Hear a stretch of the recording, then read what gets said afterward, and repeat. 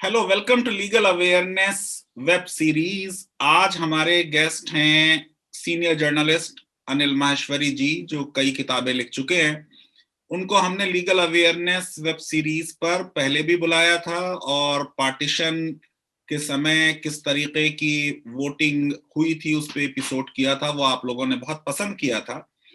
आज मैंने उनको बुलाया है इस किताब पर बात करने के लिए, जो अभी कोविड-19 के दौरान अनिल भाई की किताब आई है, Ramayana revisited, an epic through a legal prism.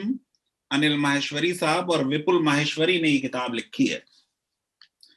Ram का नाम और रामायण भारत की कल्चर और भारत के लोगों के साथ बहुत क्लोज ताल्लुक है। हम सब ने रामायण पढ़ी है, गो के रामायण के कोई 300 वर्जन्स अवेलेबल हैं। बुद्धिस्ट रामायण है दशरथ जटा का, उसमें कुछ डिफरेंट तरह की स्टोरी है। एक और गौंड रामायण है, उसमें लक्ष्मण की अग्नि परीक्षा होती है। खुद जो पहली रामायण थी वो नारद की थी, मूला रामायण, और उसके बाद नारद ने वो नॉलेज ट्रांसफर की वाल्मीकि को और वो रामायण बनी। और उसके बाद आप देखेंगे कि वाल्मीकि ने खुद एक अद्भुत रामायण लिखी, जिसमें सीता जी जो है वो जब राम जी चोटिल हो जाते हैं तो खुद एक काली का रूप धारण कर लेती हैं। तो राम का नाम भारत के नाम से बहुत क्लोजली जुड़ा हुआ है। इसीलिए अल्लामा इकबाल ने कहा था, है राम के वजूद पे हिंदुस्तान को नाज, है राम के वजूद पे हिंदुस्तान को नाज, अहले नजर समझते हैं उसको इमाम हिंद। और ये अहले नजर वो लोग हैं जो भारत की कल्चर, भारत की संस्कृति और भारत के इतिहास से वाकिफ हैं, और जो उससे वाकिफ नहीं है वो जाहिर है कि इसको नहीं समझते।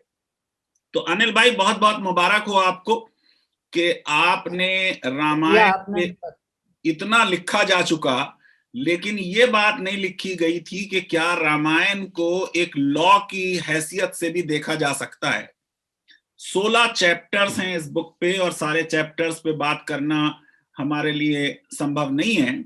गो कि हम लोगों ने तो तुलसीदास की जो रामचरितमानस है उससे रामायण को समझा, और फिर बाद में जब कांग्रेस के दौर में रामायण का रामानंद सागर ने पूरा एक प्रोग्राम दूरदर्शन पे चलाया एपिसोड, उससे वो आम लोगों तक पहुंचा। लेकिन शहरों में, गांवों में रामलीला हमेशा से सदियों से होती रही है, और राम और रामायण की स्टोरीज से सारे लोग पूरी अच्छी तरह वाकिफ हैं।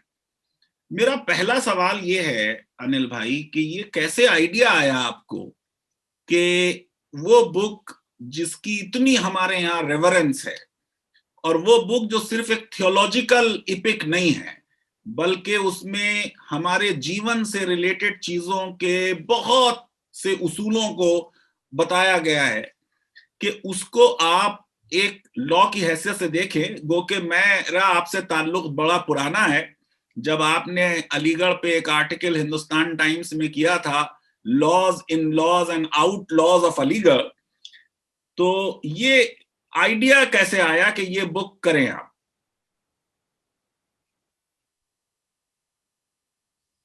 देखिए, ये आइडिया मैं जब सिलीगुड़ी में पोस्टेड था नॉर्थ बंगाल के लिए, अब तो बंगाल के इलेक्शन ही होने जा रहे हैं, तो एक वहाँ हाई कोर्ट के जज थे। उन्होंने एक मीटिंग में एक बात कही कि भाई रामायण के ऊपर, उन्होंने रामायण की बात नहीं करी, उन्होंने कहा इन डिफेंस ऑफ रावणा, रावण के डिफेंस में अगर बात कही जाए तो क्या क्या बात होगी। हर चीज के दो पहलू होते हैं। अब उसमें दोनों पहलुओं में हमने, जैसे इस किताब में भी मंथरा के बारे में तो सब उसको कुटिल कहते हैं लोग। बच्चों, अपनी बच्चियों का नाम भी मंथरा नहीं रखते, केकई नहीं नाम रखते, लेकिन उनका भी तो वर्जन सुनना चाहिए कि वो क्या कहते हैं।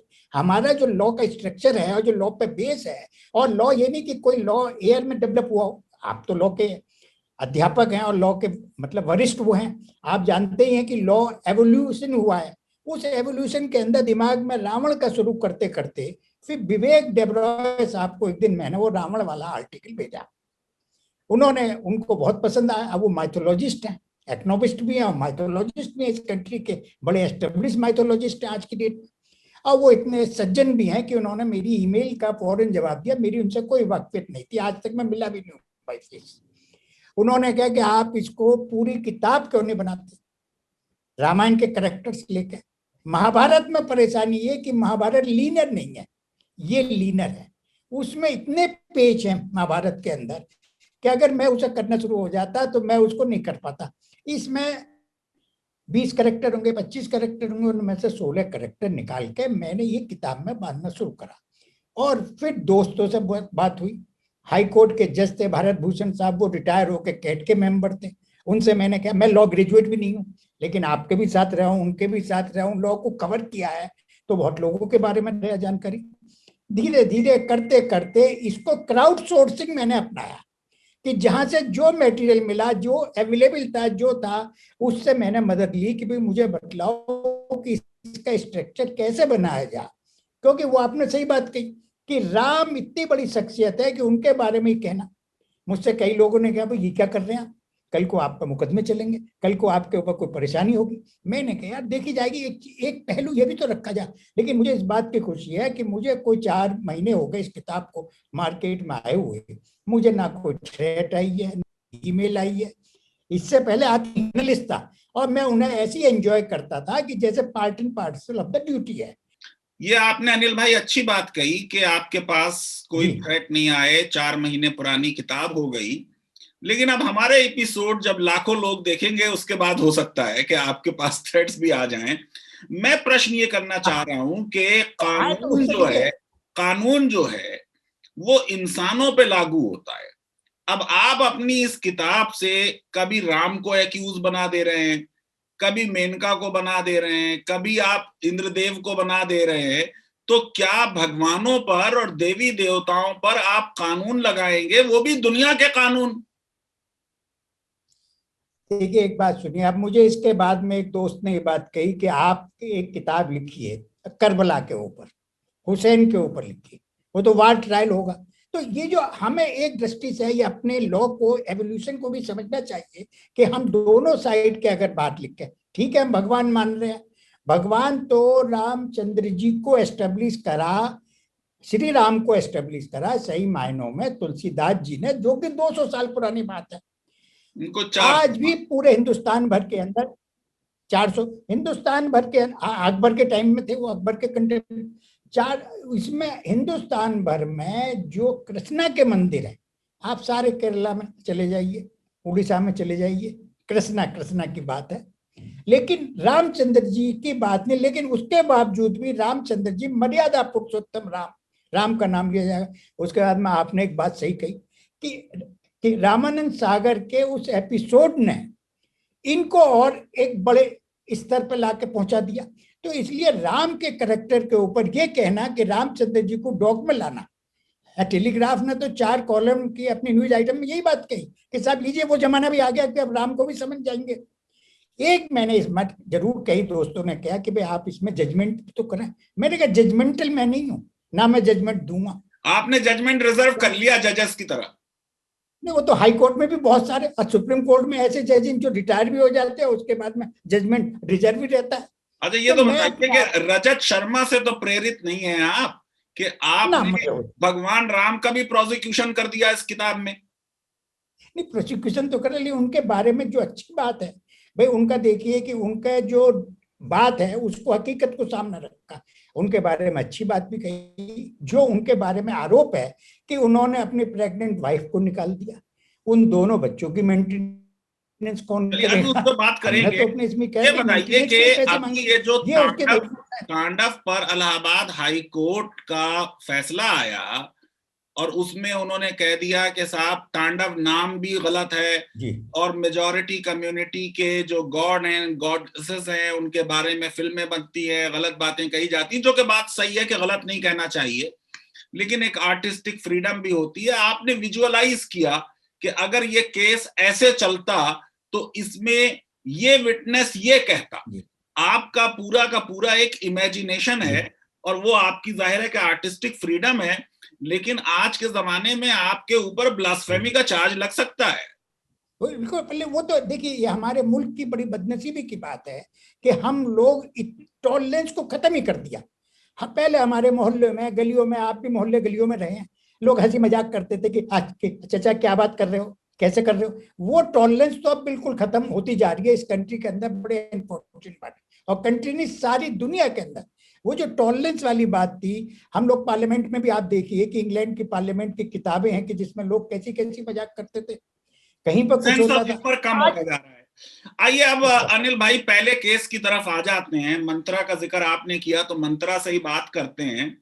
तो जैसा कि हमारे व्यूअर्स को मालूम है, सब इस स्टोरी से फेमिलियर हैं कि मंत्रा जो है वो केकई के साथ आई थी और मंत्रा ने केकई को इनकरेज किया, इंसाइट किया, अबेट किया कि वो जो 2 वरदान राजा दशरथ ने उन्हें दिए थे जब उन्होंने राजा दशरथ को बचाया था एक बार, कि वो वरदान मांगे और उस वरदान में राम जी के लिए 14 वर्ष का वनवास हो और भरत के लिए राज तिलक हो।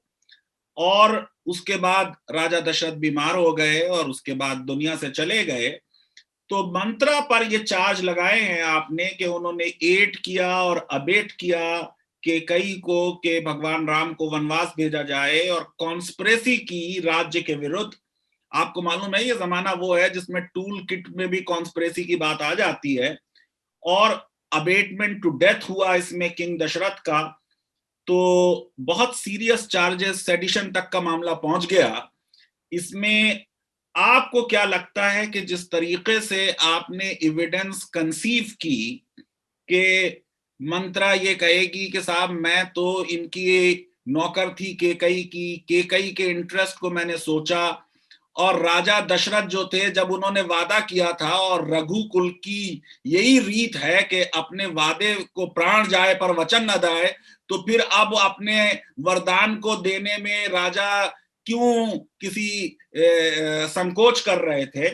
और मैंने तो सीता और लक्ष्मण को वनवास के लिए नहीं कहा। तो आपको ये लगता है कि ये मंत्रा का जो डिफेंस है इसमें कोई दम है?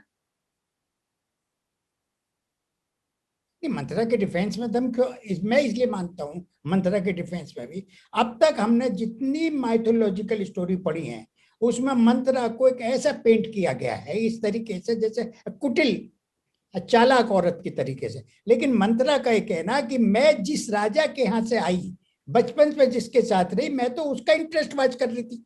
मुझे अयोध्या के इंटरेस्ट से कोई मतलब नहीं, मुझे तो उनके इंटरेस्ट से मतलब है। और रामायण जैसे आपने कही कि अलग अलग रामायण लिखी गई, एक रामायण में ये भी लिखा गया कि सीता जो रावण की बेटी थी और उसको और एक ड्रॉप भी कर ये दिया लिखा गया गया कि था, और राम और उसके सीता बाद भाई बहन थे और राजा दशरथ ने उनको हाँ, सौतेली माँ से बचाने के लिए हिमालयाज में भेज दिया था।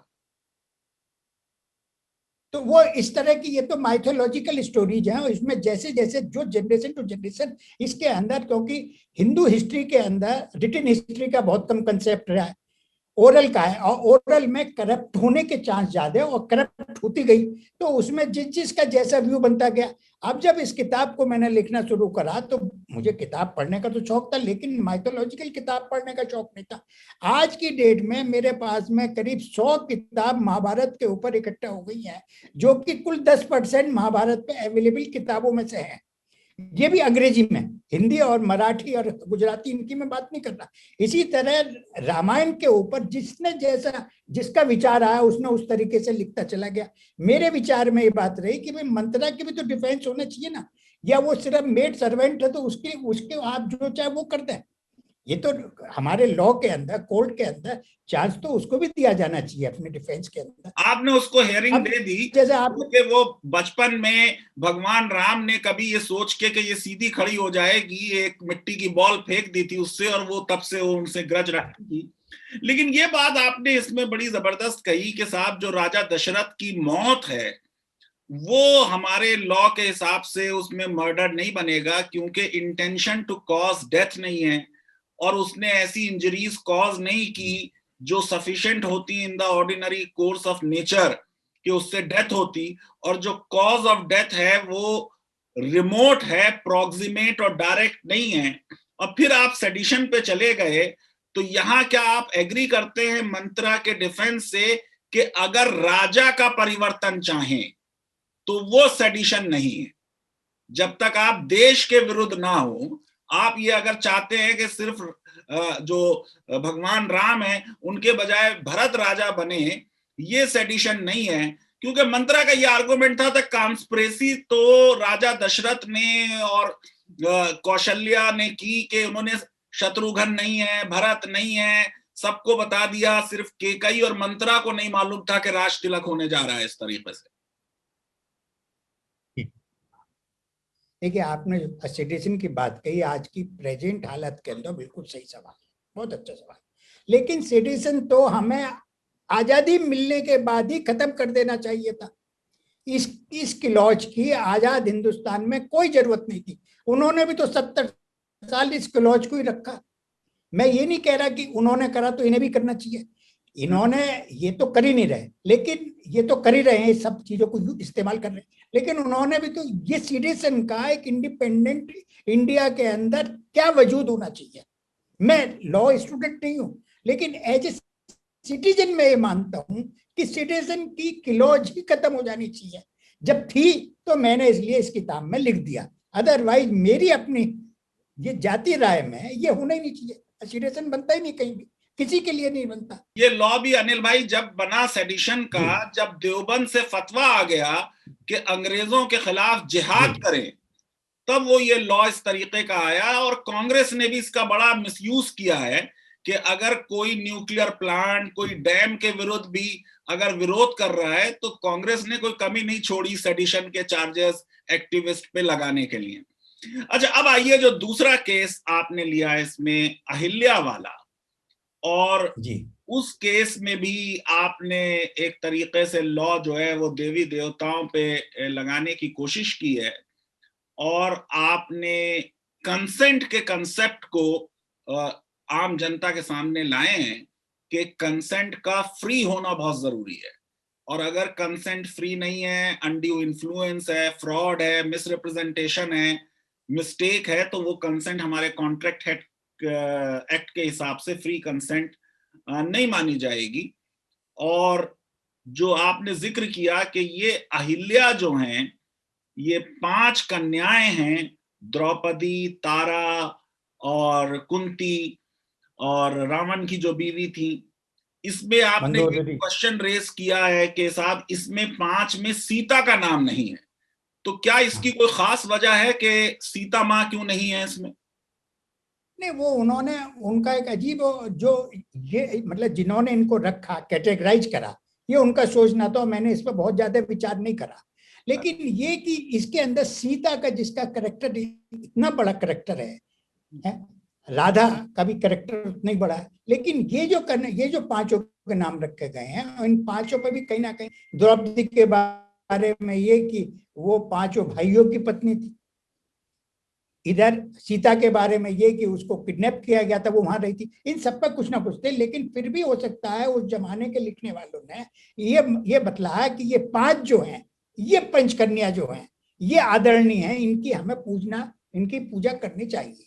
तो उसमें मुझे नहीं लगता कि किताब में भी आपने कहीं पे ये लिखा है, मेरे ख्याल से मेनका वाले में या अहिल्या में ही लिखा है कि जैसे रावण की जो बीवी थी मंदोदरी, उन्होंने फिर विभीषण से शादी कर ली थी, और सुग्रीव की ने भी शादी। तो मैं तो इसको ये देखता हूं कि हमारे कल्चर इतनी रिच थी कि विडो रीमैरिज का कंसेप्ट हमारे यहाँ साल से है।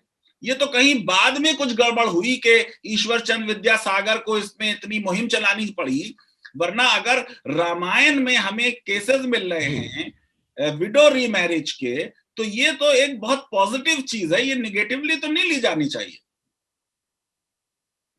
अच्छा, अब ये बताइए जरा कि अब तो जमाने में लोग इस तरीके के लोग, ये जो आपने कहा कि साहब केस में एक प्रेयर ये है कि अहिल्या का नाम इन 5 कन्याओं से निकाला जाए और हिस्टोरिकल रॉन्ग को राइट किया जाए, तो ये तो बड़ा माने खेज जुमला आपने बोला है। ये बाबरी मस्जिद के केस में, अयोध्या और मथुरा के केस में होता रहा है, तो क्या आपको लगता है कि हिस्टोरिकल रॉन्ग्स करेक्ट भी हो सकते हैं? देखिए, हिस्टोरिकल रॉन्ग ये इसे आप हिस्ट्री और माइथोलॉजी को दोनों को कंफ्यूज मत कीजिए। ये माइथोलॉजी है, इट्स नॉट ए हिस्ट्री।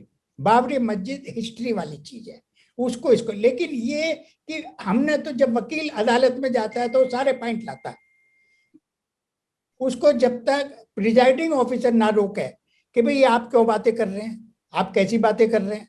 तो हमने तो वो इसमें एक आर्गुमेंट जो विटनेस का है, जैसे आपने पूछा कि किताब का आइडिया कैसा, मैंने पूरी किताब लिख ली, एक दोस्त को पढ़ने के लिए दी, उसने कहा विटनेस तो आपने लाई नहीं इसमें, और जब तक हमारे लॉ सिस्टम में विटनेस नहीं होंगे तो आपका केस क्या बनेगा। फिर मुझे उसे रिहैश करनी पड़ी पूरी बुक को। वही आर्गुमेंट जो मैं दिया था वो मैंने विटनेस बना बना के उनके मुंह में डाले।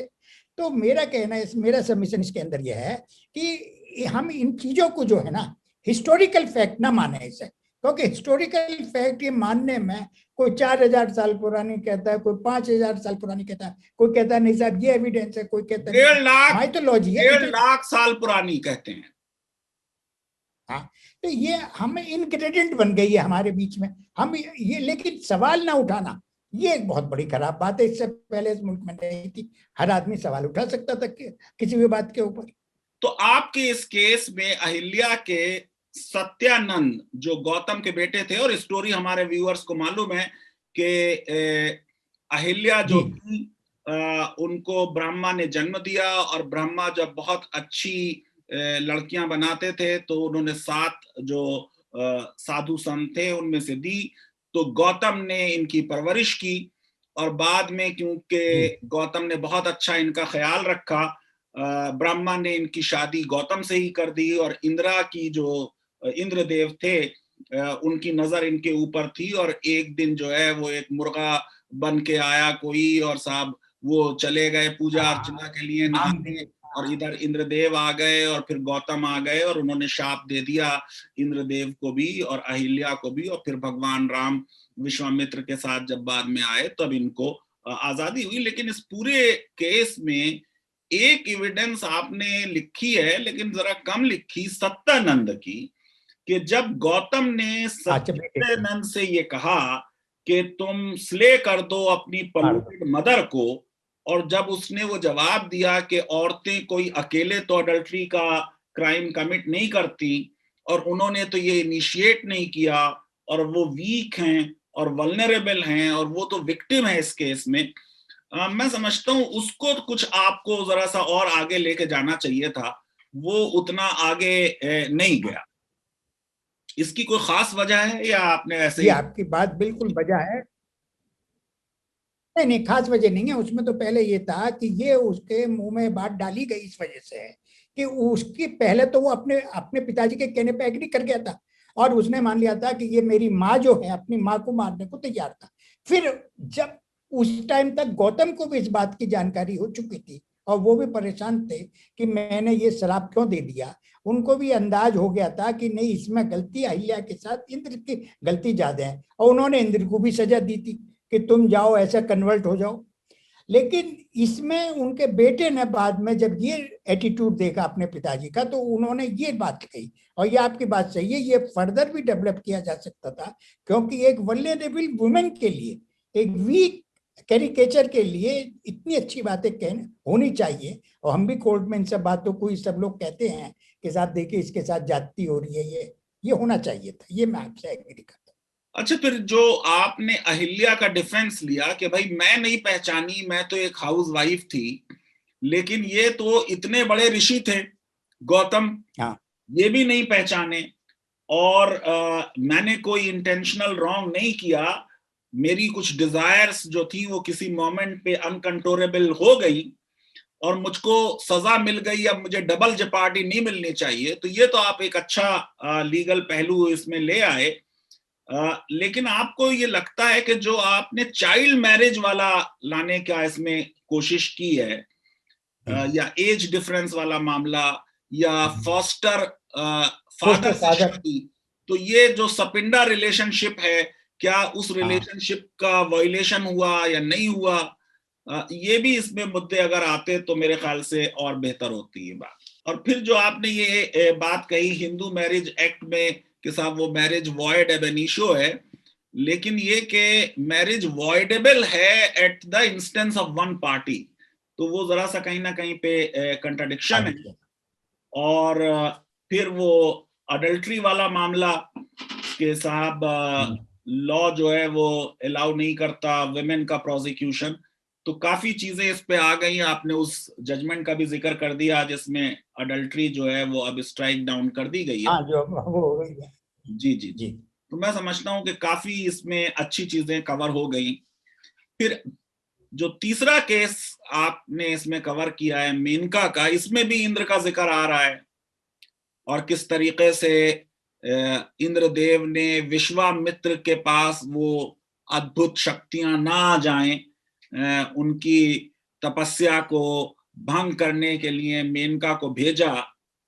लेकिन ये जो पूरी स्टोरी में आपने लिखा कि वशिष्ठ के यहाँ गए और वहां पे वो कामधेनु गाय थी और वो गाय नहीं दी और उस पे गुस्सा हो गया, वैसे विश्वामित्र का गुस्सा मशहूर है, और फिर वो महर्षि बन गए, फिर उससे में भी वशिष्ठ की जीत हो गई और फिर वो ब्रह्म ऋषि बनना चाहते थे। तो ये नहीं लगता आपको कि साधु संतों में अगर किसी चीज को पाने की इच्छा हो तो फिर वो चीज तो अच्छी नहीं होगी, वो तो हर चीज से परे होगा, साधु जो होगा वो तो हर चीज से परे होगा ना। वो आइडियल, आप तो आइडियल बात कर रहे हैं। कृष्ण जन्मभूमि आंदोलन में जब मैं स्वामी वामदेव से मथुरा में मिला तो मैंने उनसे पूछा, स्वामी जी आपका आश्रम कहाँ है?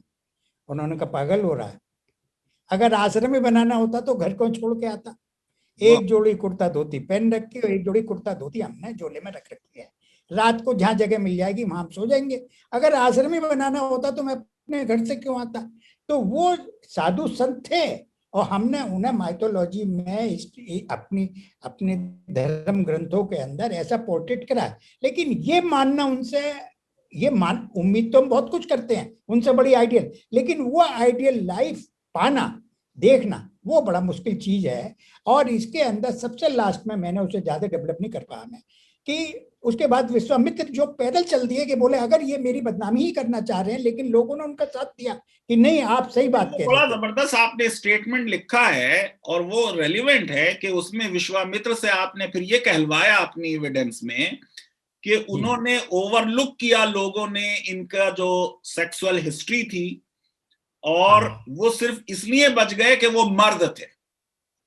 मतलब ये तो बहुत एक ऐसी बात आपने हमारे समाज के बारे में कह दी है, विश्वामित्र के मुंह से कहलवा दी है कि वाकई जो एक पैट्रियार्की हमारे समाज में है। तभी मैंने ये कहा कि चीफ जस्टिस ऑफ इंडिया को टारगेट ना करें, पैट्रियार्की को टारगेट करें। और अब तो चीफ जस्टिस ऑफ इंडिया ने उसका कुछ क्लैरिफिकेशन। अब ये बताइए कि ये जो आप इसमें लाए कि भाई मेनका तो एक एम्प्लॉई है, मास्टर सर्वेंट रिलेशनशिप है, यहां तो वाइकेरियस लायबिलिटी तो मास्टर की होनी चाहिए और वो तो बहुत सिंसियरली फिर रही विश्वामित्र के साथ, और अपनी बेटी शकुंतला को तो नहीं ले जा सकती थी स्वर्ग क्योंकि शकुंतला तो इंसान है और मॉर्टल है। तो आपको ये क्या लगता है कि कहीं ना कहीं पर जो ये चार्ज लगाया जा रहा है कि साहब ये सिड्यूस किया, लेकिन जो लॉ अब डेवलप हुआ है अनिल भाई वर्ल्ड वॉर 2 के बाद, क्योंकि हिटलर के बहुत से लोगों ने ये डिफेंस लिया हम क्या करते, हमें ये हुआ था कि हम करें। तो दूसरे वर्ल्ड वॉर के बाद जब न्यूरेमबर्ग ट्रायल हुआ तो ये डिफेंस के हमारे सुपीरियर्स ने हमें ये ऑर्डर किया था जुल्म करने का यहूदियों के खिलाफ, उसको रिजेक्ट किया गया। तो रिस्पोंडेंट सुपीरियर वाला जो डिफेंस है कि हमारे मास्टर ने हमसे कहा ये करने के लिए, वो अब आज अवेलेबल नहीं है। अब अनिल भाई हम लोग अपने इस इंटरव्यू के अंत की तरफ पहुंच रहे हैं, तो जाहिर है कि सारे व्यूअर्स भी इसकी तरफ सोच रहे होंगे कि कब वो केस की बात करें जिसमें सीता जी को भगवान राम ने दोबारा से वनवास एक तरीके से हो गया। पहले तो वो अपनी मर्जी से गई थी एक पतिव्रता पत्नी की हैसियत से, और वो स्टोरी कम लोगों को मालूम है जो आपने लिखी कि एक तोता जो था, सीता जी उर्मिला जी के साथ थी, वो बार बार भगवान राम की तारीफ कर रहा था, और फिर उन्होंने उनमें से एक को बंद कर दिया और दूसरा बाहर रह गया और मर गया, और वो ही तोता बाद में वो धोबी बन के पैदा हुआ, और उसी तोते ने वो इल्जाम सीता माँ पर लगाया, जिसकी वजह से भगवान राम ने उनको दोबारा से भेज दिया वाल्मीकि जी के पास। अब आप ये बताइए कि यहाँ आप क्योंकि भगवान राम को एक एक्यूज्ड की तरह पेश कर रहे हैं जी, आपको ये लगता नहीं कि सॉवरेन इम्यूनिटी अवेलेबल है किंग को? जो उस जमाने में लॉ था वो ये था, king can do no wrong. ये तो बार लॉ बार बाद में चेंज हुआ है 1940s में आके इंग्लैंड में, जब क्राउन प्रोसीडिंग्स एक्ट पास हुआ, और फिर हमारे संविधान में ये आ गया, आई थिंक आर्टिकल 300 में, कि साहब सू किया जा सकता है सरकार को, और उसमें भी बाद में केस लॉ डेवलप हुआ कि सॉवरेन इम्यूनिटी अब नहीं होगी, और वो उसका डाइल्यूशन हुआ। तो इस डिबेट में जाने के बजाय कि उन्होंने अच्छा किया नहीं किया, उनके पास बहुत बड़ा डिफेंस है सॉवरेन इम्यूनिटी का। देखिए, ये बार बार रावण ने अपने डिफेंस में यूज करा, एक दो बार मैंने जो लिखा है। जी, मैं आऊंगा अभी, लास्ट उसी पे खत्म करूंगा। उससे पहले मैं आपको बड़े इंटरेस्टिंग बात सुनाऊं जो इससे अलग हटके हैं। इंदिरा गांधी अपनी कॉन्स्टिट्यूएंसी में रायबरेली जाया करती थी 1885 के आसपास। तो उसमें सब लोग लखनऊ से जर्नलिस्ट जाया करते थे, तो उसमें यूएनआई के पंडित प्रकाश शुक्ला भी थे। वो एक दिन नहीं जा पाए, और यूएनआई कैसे मिस करती थी, उन्होंने लखनऊ में बैठे बैठे स्टोरी बना दी। अगले दिन उनकी स्टोरी में एक नई बात थी, तो सारे अखबारों ने फर्स्ट पैरा उनकी स्टोरी का लिया और बाकी में अपने कोरेस्पोंडेंट्स का दिया। तो उनसे लोगों ने कहा, पंडित जी ये बात तो उन्होंने कही नहीं थी इंदिरा जी ने। तो बोले उन्हें कहनी चाहिए थी। तो अगर ये जो बात, ये जो तोते वाली, ये मेरी सबल्टन जर्नलिज्म पे जो बुक आ रही है उसमें है, ये हकीकत है। उनके आउट ऑफ रेस्पेक्ट उन्होंने कहा इंदिरा जी ने बात तो कही नहीं, आपने कैसे इस बात को डाल दिया? तो बोले उनको कहनी चाहिए थी ये बात। अब अच्छी बात थी तो कंट्राडिक्ट भी नहीं करा। तो अब आज की डेट में तो ये चीजें पॉसिबल नहीं, क्योंकि सोशल मीडिया इतना बढ़ गया। लेकिन ये जो तोते वाली कहानी, अब वो माइथोलॉजिकल बुक्स हैं, जनरेशन टू जनरेशन हर आदमी अपना अपना ऐड करता गया, जो जिसको समझ उसने उसको लाइट रीडिंग की तरह पढ़ना चाहिए। और अगर इससे एक पर्पस सर्व ये होता हो कि भाई लॉ के लिए हमारी रेस्पेक्ट बढ़े, हम ये शो करें कि उस जमाने में भी लॉ की रेस्पेक्ट थी और लोग इस बात से डरते थे। आज की डेट में हिंदुस्तान में 2-3 वजह से अब तक चला हुआ है। एक तो ये कि हर आदमी जानते हुए कि पुलिस करप्ट है, फिर भी कोई बात होती है तो आदमी कहता है भाई चलो थाने में रिपोर्ट कराओ। उसके बाद में जानता है कि न्याय नहीं मिल रहा आज की डेट में। आज की डेट में कि न्याय तो इतना डिले हो जाता है कि उसको कहते हैं डिनाइल, फिर भी लोग ये कहते हैं भाई अदालत में मुकदमा कर दो। तो जॉली एलएलबी में ये डायलॉग है अनिल भाई कि अभी भी जो है लोग कहते हैं अदालत में देखेंगे। मगर ये आपने जो सीता जी वाला केस है, इसमें एक बात बहुत बड़ी कही है कि क्या एक स्पाउस, पति हो या पत्नी हो, वो प्राइवेट ट्रायल कर सकता है दूसरे स्पाउस का और उसमें खुद ही जज बन जाए? ये मैं समझता हूं कि एक नया पहलू है इस पूरे एपिसोड को, इस स्टोरी को हम लोगों ने बहुत बार पढ़ा, जो हमारी समझ में नहीं आया। और आपने ये भी एक अच्छी बात कही कि साहब जब सीता जी ने एविडेंस दी कि, और उनको ये भी आपने लिखा कि लक्ष्मण ने उन्हें बताया कि इस वजह से उन्हें भेजा जा रहा है जी। यानी उनको एक फेयर हियरिंग नहीं मिली और she was not informed of the grounds कि किन ग्राउंड्स पे उनके साथ ये मामला किया जा रहा है। लेकिन जो भगवान राम की अपनी एविडेंस है उसमें जिस तरीके से उन्होंने एक पर्सनल और पब्लिक का डिस्टिंक्शन किया और ये कहा कि इससे कितना मुझे तकलीफ हुई, लेकिन हमने अपने समाज के लोग कैसा सोचते हैं उनको माइंड में रख के ये कहा और एक एग्जाम्पलरी बिहेवियर अपनाया, तो वो तो आज के राजाओं के लिए एक बहुत बड़ी सीख है कि जनता जो कहती है उसको सुनना चाहिए, चाहे वो गलत भी कहती हो। जी, वो तो है ना, Caesar wife should be above all this thing. तो वो उन्होंने जो रामचंद्र जी ने एक मॉडल, इसीलिए उनको उनके जो मर्यादा पुरुषोत्तम का टाइटल उनके साथ लग गया, लगा रहा, आज भी लोग मानते हैं कि आदर्श पुरुष। वो उनकी कमियों के बाद में वो एक दो चीज जो उनकी अच्छी है, ये कि भाई उन्होंने जरा सी आवाज उठने पर भी उसका नोटिस लिया। इसके बाद में हम अरेबियन नाइट्स में भी पढ़ते हैं कि वो रात को जो खलीफा हैं वो किस तरह शहर में भेष बदल के घूमते थे, वो लोगों का पता करते थे कि कहाँ क्या हो रहा है। क्या नाम उनका, वो जो खलीफा, बड़े मशहूर नाम है मेरे कैलिफ उमर है, कैलिफ उमर। लेकिन आपने यहाँ जो मेंटेनेंस वाला मुद्दा उठा दिया कि भगवान राम ने ना तो सीता जी को मेंटेनेंस दी, ना लव और कुश को दी, वो बहुत मेरे ख्याल से बड़ा मुद्दा है। क्योंकि राम जी ने अपनी एविडेंस में कहा कि वाल्मीकि के आश्रम में मुझे कॉन्फिडेंस था कि ये बहुत अच्छे तरीके से रहेंगे, और उन्होंने अपनी एविडेंस में जो अपने एक पत्नी व्रता होने की भी बात कही कि देखिए मेरे भाइयों ने और मेरी फैमिली में, उनके पिताजी ने भी 3 शादियां की थी। तो ये भी बात बिल्कुल सही है कि पॉलीगमी जो है वो भी हिंदू रिलीजन का हिस्सा रही है। 1955 तक, जब तक हिंदू मैरिज एक्ट पास नहीं हुआ था, अनलिमिटेड पॉलीगमी अलाउड थी। लेकिन उस जमाने में भी भगवान राम जो है वो सीता जी की तरफ लॉयल रहे, और लक्ष्मण ने अपनी एविडेंस में कहा कि जिस वक्त रावण उठा के ले गया, वो पागलों की तरीके से सीता के लिए फिक्रमंद हुए। तो उनकी सीता के लिए इज्जत और लव और अफेक्शन में कोई कमी नहीं थी।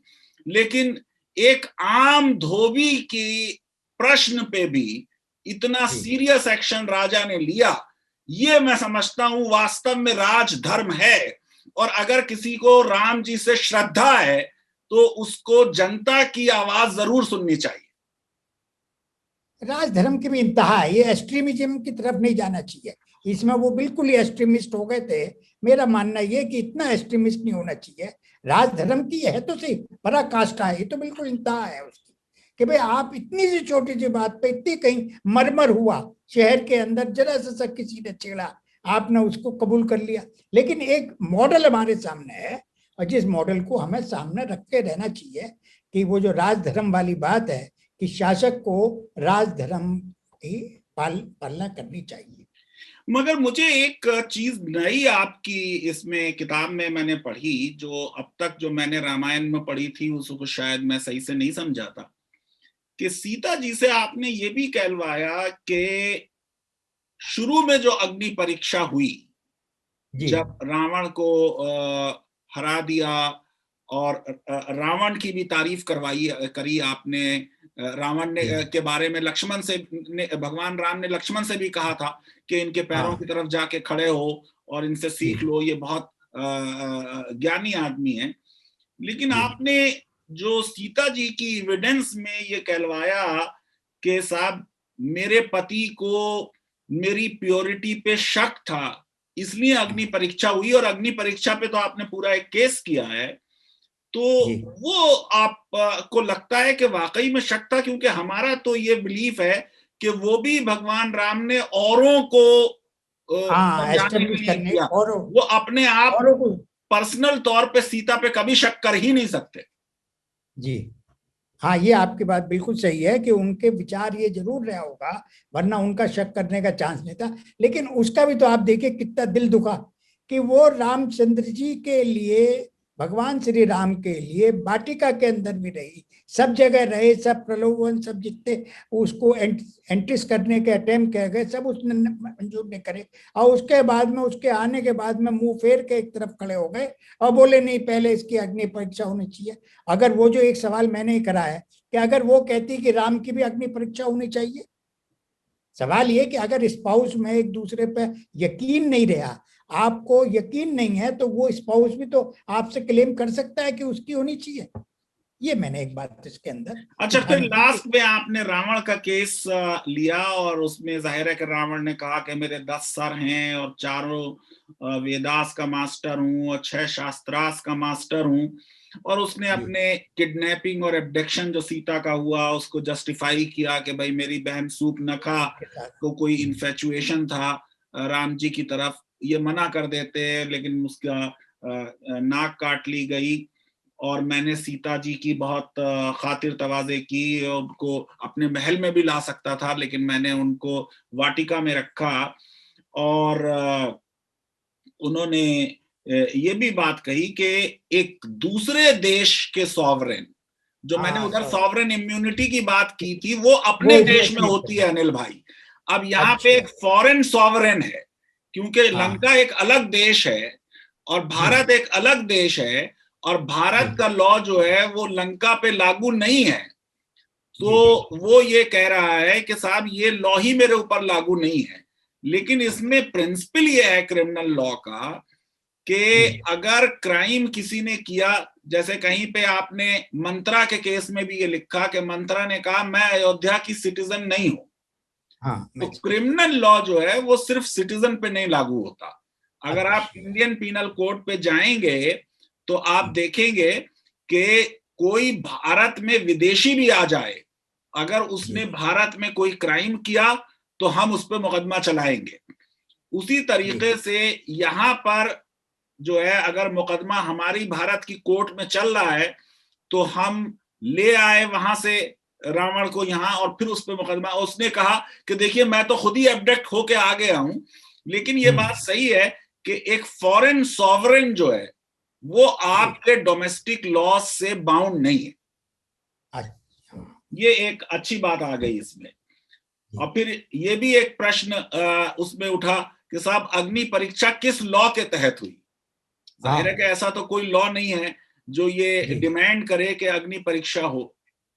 तो कुल मिला के अनिल भाई बहुत अच्छा प्रेजेंटेशन आपने कर दिया और कई नए पहलू और लीगल नजर से रामायण को देखने का मौका मिला। बस कहीं कहीं पे मुझे ये लगा कि देखिए ये जो भगवान राम का मामला है, सीता माँ का मामला है, इनसे हम लोग बड़ी श्रद्धा रखते हैं और ये एक सेंटिमेंटल मुद्दा है।